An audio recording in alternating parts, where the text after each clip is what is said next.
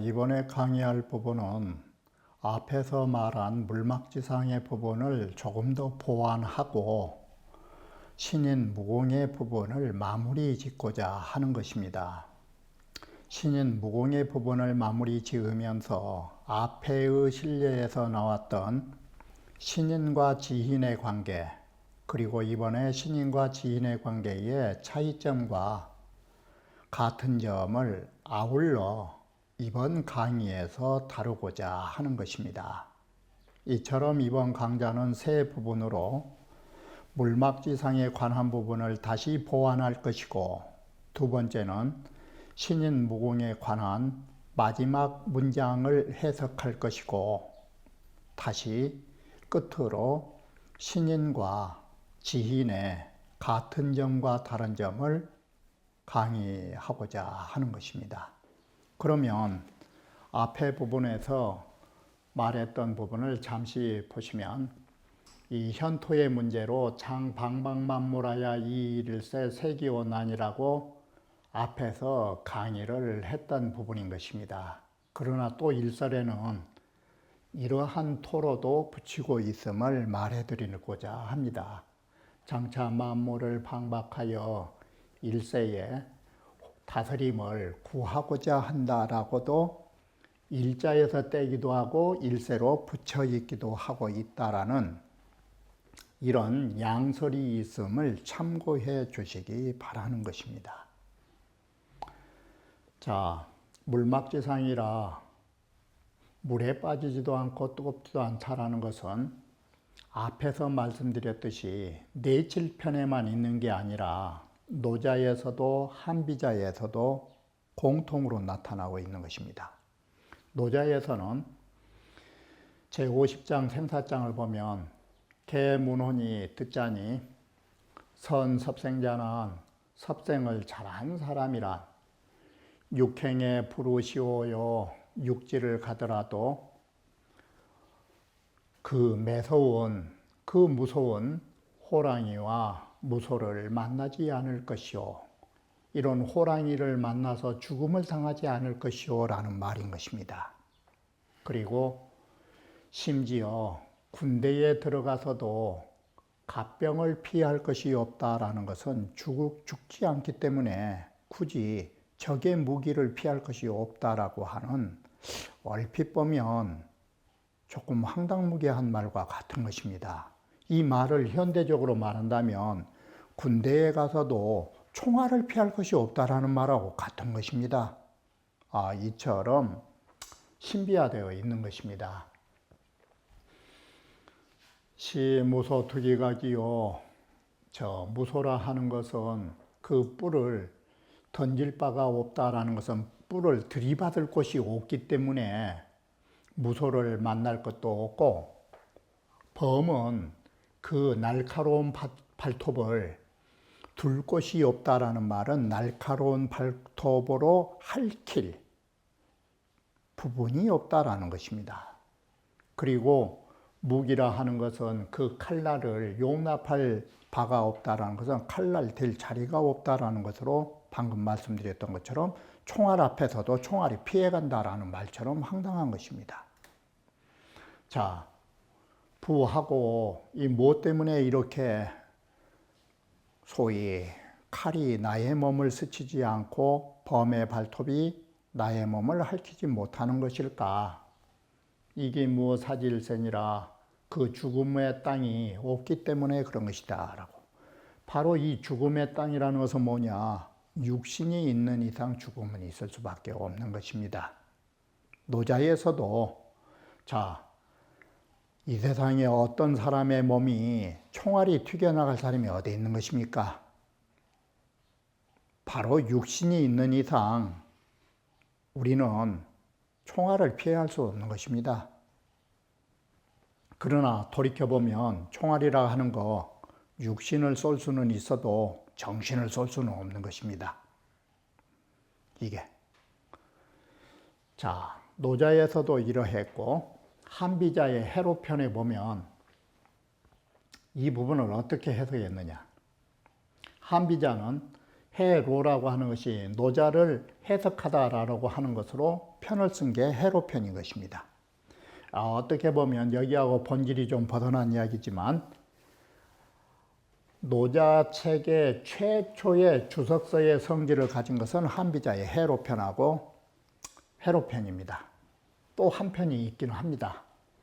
유로편이라고 비유할 유자로 한비자는 노자에 대해서 두 가지 편을 썼는데 노자에 대한 해석과 노자에 대한 비유편. 이게 최초의 도덕경에 대한 주석서에 해당되는 것입니다. 자, 이걸 어떻게 해석했느냐. 한비자 경우는 무소나 범이라 하는 거 유역하고, 이 말은 뭔 말이냐면 요즘 말로 하면 자신들의 영역이 있다라는 것입니다. 호랑이가 살고 있는 자기의 영역이 있다라는 것입니다. 그리고 호랑이나 이런 것들은 동정이 유시입니다. 다시 말하면 야행성입니다. 호랑이는 낮에 사람을 침범하지는 않는 것입니다. 바로 이와 같이 움직이고 움직이지 않는 것이 일정한 때가 있는 것이다. 자, 그렇다면 이 한비자는 노자의 어떤 신비주의와 다른 속성을 갖고 있는 것이 바로 이 부분입니다.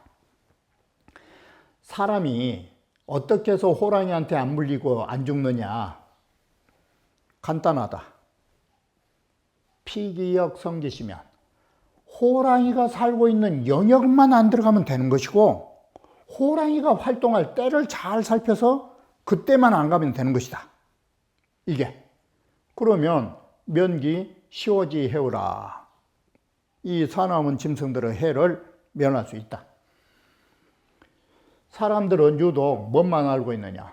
모든 사람들은 이것만 알고 있다. 시오지 유 조각야로되 모든 물소와 호랑이에게 날카로운 발톱과 뿔이 있다라는 사실을 알고 있지만, 자, 그러면 이 세상에, 자, 우리 두고 보자. 이게 한비자의 시각인 것입니다. 사람들은 호랑이가 무섭다라는 것은 알고 있지만, 자, 호랑이에게 호식당해서 죽은 사람이 몇입니까? 이게. 정작 호랑이에게 물려서 죽은 사람보다 뭐 때문에 죽은 사람이 많느냐?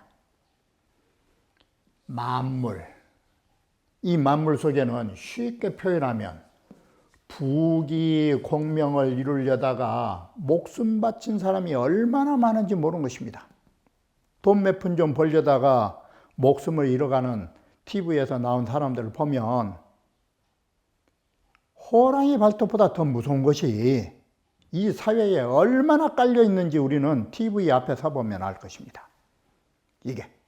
이 세상에 존재하는 모든 것들은 나의 생명을 앗아갈 수 있는 위험한 존재가 바로 우리 코앞에 있다는 사실을 모르고 있는 것입니다. 이것이 만물이 모두 다 나를 죽일 수 있는 발톱과 날카로운 뿔이 있다라는 사실을 사람들은 모르고 있다. 바로 눈앞에 호랑이와 같이 나를 해칠 수 있는 모든 것들이 벅실벅실한지를 모른다, 이 소리입니다. 이게 바로 우리는 얼마만큼 현세를 살면서 위태로운 곳에서 하루하루를 연명한가를 사람 모르는 것입니다.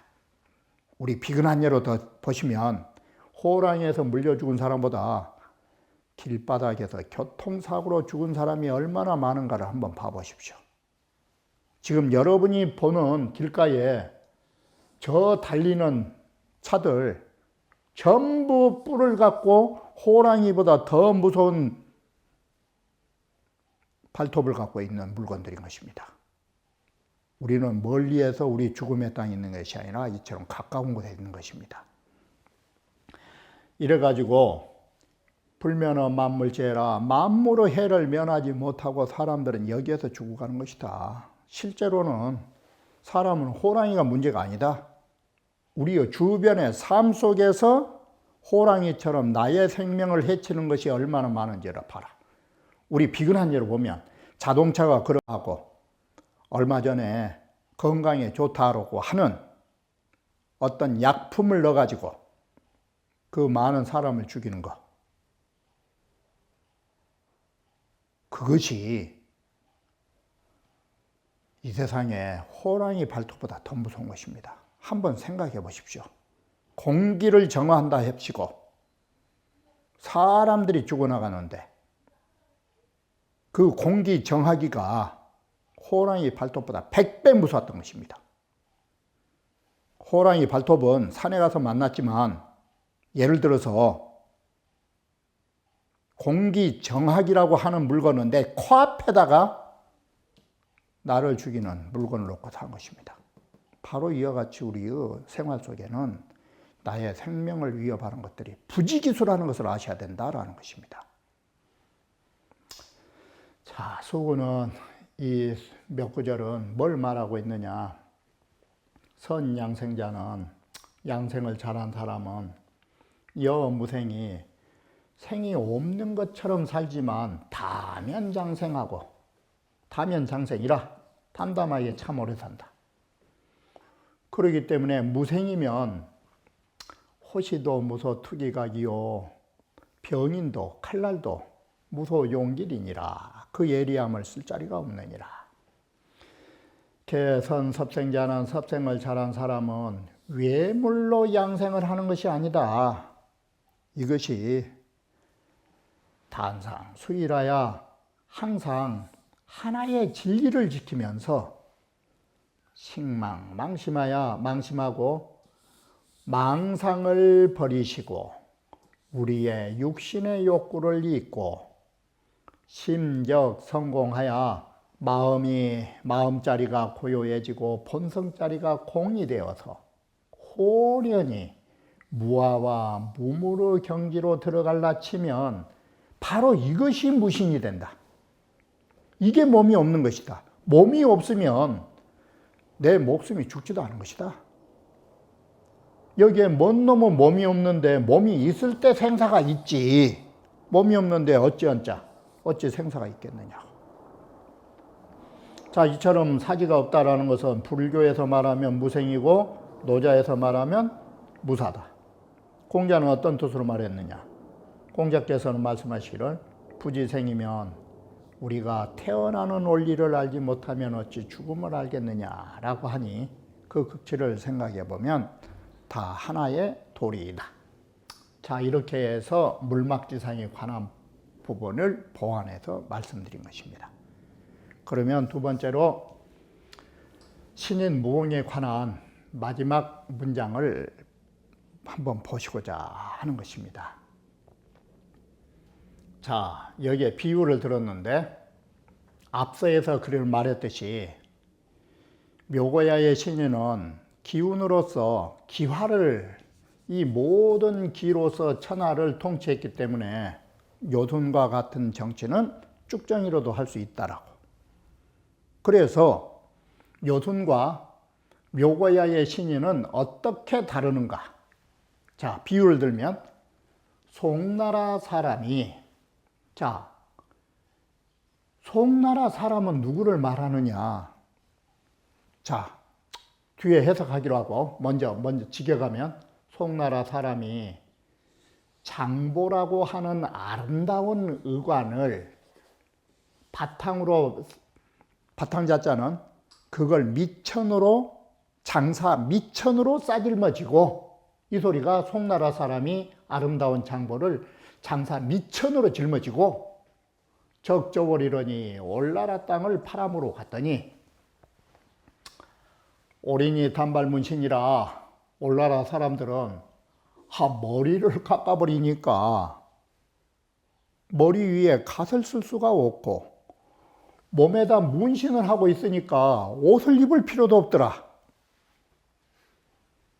그래서 이 장보라고 하는 이 물건 아무 짝 쓸모가 없게 돼버렸다. 그래서 그 장사꾼은 허탈하게 넋을 잃고 말았을 것이라고 그랬던 것처럼 참 오묘한 비유인데 이 말이 뭔 말이냐. 요치 천하짐이나야 요 임금이 천하의 만백성을 잘 사스려 가지고 평해내 지정하고 해내의 정치를 평정하고. 자, 이 소리가 뭔 소리냐. 천하의 백성들을 다스리고 해내의 정치를 평정했다. 이 소리가 아름다운 정치, 장보와 같이 아름다운 미천거리를 가지고 이 소리인 것입니다. 올나라를 갖듯이 왕견사자 묘고야지산이라가 이 신인 네 사람을 묘고야 산중으로 찾아보러 갔다. 올나라로 장사로 가듯이 갔더니 거기 갔더니 묘고야 네 사람들은 아무 쓸모짝이 없더라. 그래서 분수지 양에서 아득히 그 천하를 잘 다스렸던 그런 것을 다 잃어버렸더라. 이거 다 필요 없다고. 자, 다시 보시면 방금 앞서 말씀드렸듯이 장보와 같은 아름다운 것은 뭐냐. 연임금의 평정한 정치, 이걸 말한다고 했던 것입니다. 그러면 여기에서 네 사람은 뭐냐. 이게 어떤 사람인가. 이거 어떤 사람을 지금 네 사람으로 잡았는가.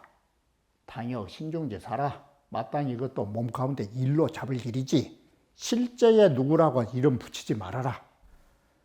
묘고야의 신인 네 사람이 누구라고 사람 이름 찾으려고 그런 천착한 글 보지 말아라. 감산스님은 여기에 대해서 어떻게 했느냐. 사자가 하여인고 네 사람 어떤 사람을 말하는가. 다역 신중지사니 몸 가운데 일인데 몸 가운데 일은 뭐냐. 근본의 마음 가운데에 신중지사가 근본의 마음 가운데에 상락 아정 사도 거기에 진짜 붙여가지고 참다원 진상 진락 참다원 자 참다원 청정 이 네 가지를 말한다. 바로 진락 상락 아정의 세계가 이 세계가 천하를 통치한 것하고 똑같냐 이 소리예요. 이 경지가 유요지 심원 반조하야 도체 통견냐라. 연임금의 마음의 근원자리를 돌이켜 비춰보면서 도체를 통달해서 보고 있음을 비유한 것이다. 바로 이 네 사람을 만남으로 해서 연임금이 갑자기 마음자리를 보고서 천하라고 하는 것을 잃어버렸다. 이 소리를 비유하고 있는 것입니다. 이정은 뭐라고 했느냐. 사자는 본 무인이니 이 네 사람은 본래 그 이름이 그런 사람이 없는 것입니다. 그런데 사람들이 증명이 실질적 그 네 사람의 이름이 뭘까를 자꾸 증명해 가지고 실증을 대려고 하면 이건 천착된 글이다. 그렇게 글보지 마라. 네 사람이 중요한 게 아니다. 의미가 중요하지. 그래 묘고야 산에서 네 사람을 보러 갔다가 분수지 양에 이 네 글자가 없는 책도 있고 있는 책도 있고 그럽니다. 선영본에는 없습니다. 그래서 분수의 양은 요임금의 도읍인데 묘고야 산에서 이 네 사람 보고서 요임금이 자기 요즘 말로 하면 서울로 돌아와서 네 사람을 본 이후로 마음자리를 봐버렸기 때문에 천하 통치한 것을 아득히 다 잃어버렸다라고. 그래갖고 천하를 상관하지 않는 경지로 나아갔다. 불여라는 말은 불여천하, 천하를 상관하지 않는 경지로 나아갔다. 이렇게 해서 요임금이 네 사람 만남으로 해서 자신의 천하 통치가 바꿔 말하면 유교에서 말하는 덕치주의가 도가의 입장에서 바라보면 얼마나 하찮은 존재인 줄을 알게 되었다라는 말을 이렇게 붙여야 하는 것입니다. 자, 다는 이 단락은 송나라 사람은 연임금을 비유했고 아름다운 의가는 천하 통치한 걸 비유한 것이고 올인이라는 구절은 바로 단발무신한 올인은 묘고야 사자가 천하를 다스리는데 쓸모자가 없다라는 걸 비유하고 있는 것입니다. 이 때문에 송나라 사람이 올나라 땅을 갔다가 그저 허탈하게 그 장사 미천을 필요 없구나라고 잃어버린 것처럼 요임금이 이 묘고야 네 사람을 보면서 천하를 통치한 게 알못 쓸모자가 없구나라고 허탈하게 천하에 대한 것을 모두 다 놓아버렸듯이 그러한 걸 비유하고 있으니 여기서는 또한 바로 치천하지고 천하 통치한 공로가 이 얼마나 무상한 것인가를 마음속에 다 놓아내려 버렸다라는 것을 말해주는 것입니다. 그러면 지금까지 신인과 지인의 이 부분이 장자 내칠편을 보면 겹치는 부분도 있고 또한 변별성도 있는 것입니다. 먼저 신인 무공과 지인 무기라는 측면에서 보면 반드시 여기는 차이점이 있게 마련인 것입니다. 그런데 장자의 글을 보면 신인과 지인이 겹치는 부분이 있는 것입니다. 저번에 열자를 할 때 말씀드렸듯이 이 열자라고 하는 거 15일 동안 하늘을 잇기 때문에 하늘에서 절반, 땅에서 절반을 가지고 있는 인물임을 우리는 봤던 것입니다. 바로 여기에서 이 말씀을 드리기 전에 하늘에서 있는 입장에 보면은 지인과 신인이 공통점인 것입니다. 그런데 신인과 지인의 차이점이 어디에 있느냐? 바로 신인은 완전한 천상인이 아니라는 것, 완전한 천행성이 아니라는 것, 이 부분이 어디에서 갈라지는가를 이제는 정리할 부분에 왔다라고 생각하는 것입니다. 자, 우리는 앞에서 봤던 부분을 다시 보시면 신인과 지인의 공통점이 보이는 것입니다. 자, 여기에 보시면 앞에서는 대침이 큰 홍수가 하늘에까지 물결이 넘실대면서도 빠지지 않고 대한에 바위가 녹아내리고 산이 불타도 뜨거운 줄을 모른다. 이게 공통점입니다. 그리고 저 구름을 타고 용을 부리면서 사해 밖을 논다. 그리고 그 정신 응집체만으로도 이렇게 하는 부분까지도 신인과 지인의 공통점인 것입니다. 재물론에서 앞서에 보셨던 부분, 여기에서 눈여겨야 봐야 할 부분이 이 신자인 것입니다. 지인은 신으라. 이 말은 바꿔 말하면 지인이란 곧 신인이다. 이 뜻이 되는 것입니다. 분명히 장자는 신인과 지인의 공통점을 인식하고 있는 것입니다. 이런 공통점을 인식했기 때문에 지인은 신이라 이렇게 쓴 것입니다. 그런데 자, 그렇기 때문에 이것은 대택이 불타도 뜨거운 줄 모르고 저 강물이 꽁꽁 얼어도 추운지를 모르고 진레가 산을 깨뜨리고 바로 폭풍이 바다를 진동해도 놀라지 않은 사람이다. 그리고 이와 같은 사람은 구름을 타고 태양을 사고서 사해 밖을 논인다. 이게 똑같은 것입니다.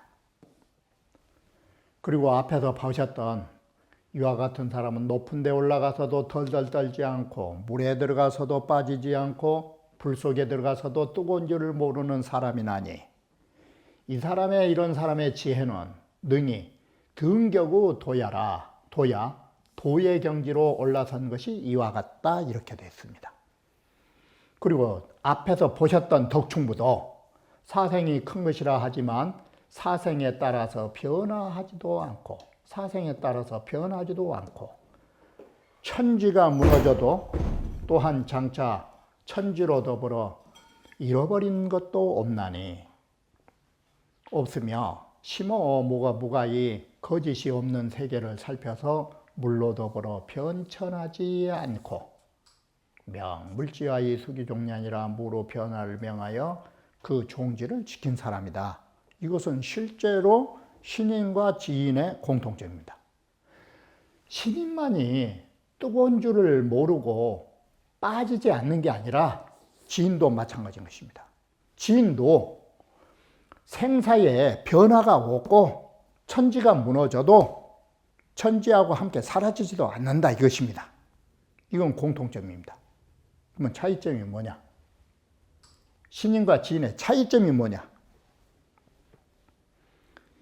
신인은 무공이라고 하는데 여기에 공은 뭘 말했느냐면 앞서에도 말씀드렸듯이 성인 무명의 바로 성인 무명이라고 하는 그 경지가 없는 것입니다. 신예는 반드시 쓸 적에 마신다, 흡수하다, 마시다, 탄다, 부리다. 자, 그리고 기신이 응집되다. 바로 여기에서 우리가 눈여겨봐야 할 점이 뭐냐면 자취가 있다라는 것입니다. 왜 그러느냐? 오곡을 먹지 않았지만 바람을 마셨잖아요. 이게 바람을 마시고 이슬을 마셨다 이 소리예요. 그러면 이 사람은 뱃속이 오곡을 먹지는 않아도 그 뱃속에다가 공기를 넣어야 배고픈 것을 참는 사람이라는 것이에요. 이게. 그리고 탔다라는 것은 그리고 부린다라고 하고 응집이라고 하는 거 전부 다 그 발자취가 보인 거예요. 철저하게 무의 세계가 아니라고 본 것이에요.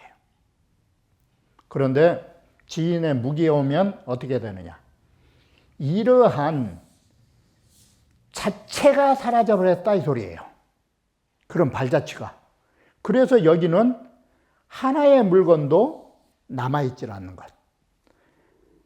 하나의 물건에도 막힘이 없는 것. 이처럼 하나의 물건이 없고 하나에도 물건이 막힘이 없기 때문에 탈 것도 없고 부릴 것도 없고 정신을 응집하려고 노력할 것도 없고. 응집은 어디에 반대가 되느냐? 본래 가야 할 것이 없는데 응집이란 뭐냐? 이게 정신을 집중한다라는 거, 그것도 위예요. 응집하는 것도 행위라고요. 법무일사라 본래 하나의 일도 없는 거라고. 하나의 일도 없는데 웬 놈의 바람이고 공기를 먹어야 되고 우리가 여기에 구름을 타야 되고 용을 타야 되는가? 몸이 있으니까 용을 부리고 구름을 탄 거 아니야. 다시 말하면 손오공이 구름을 탔다라는 것은 뭐냐? 걸어다니지 않고 하늘을 날아다니는 건 좋지만 손오공 몸뚱아리가 있으니까 이 구름을 타야 된 거 아니야. 몸뚱아리가 없으면 구름이 필요 없다 이 소리예요. 바로 이것이 신인과 지인의 한계점은 무기, 그 자체가 없느냐, 자체가 있으면서도 기로하느냐. 기화라고 하는 거, 기로 모든 것을 덕화해서 다스린다라고 하는 거, 그게 요임금보다는 훌륭하지만 기로 화한다라고 하는 의식이 있는 것만으로도 철저하지 못하다 이 소리예요. 이와 같이 지인 무기의 자리는 철저한 절대적인 경멸의 자리, 논어로 공자님의 말씀으로 말하려 치면 적연 부동의 자리, 적연 부동의 자리. 이와 같이 철저한 무의 세계를 무기의 개념으로 말한 것입니다. 하나 더 보완해 드리면 지인 무기의 경지는 어디까지 가느냐? 육아의 경전을 빌려서 이해를 돕는다면 상천지제 무성무치, 하늘의 진리는 소리조차 냄새조차 없는 경지까지 가는 것. 이와 같은 경지에 갔을 때 지인 무기의 경지라고 말할 수 있을 것입니다. 그러면 다음 강좌에 이어서 다시 말씀드리기로 하겠습니다.